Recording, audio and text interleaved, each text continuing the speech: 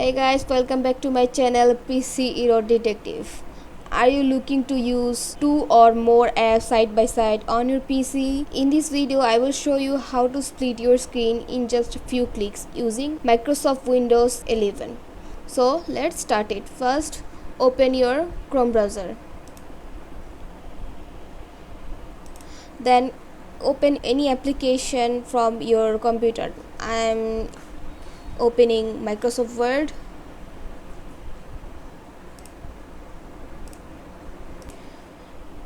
Next, move your cursor to top right corner of the application windows. You will see three buttons: minimum, maximum and close. Now hover your buttons without checking it. Snap layouts menu will appear here.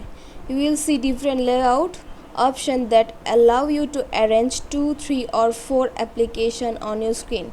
Select the layout that works best for you. For example, I will choose the first layout and click the left section to place Microsoft Word on right side on the screen.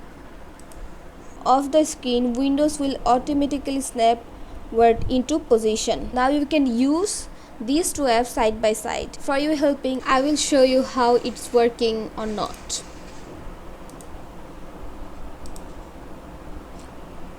So thank you guys, thanks for watching. I will see you next video.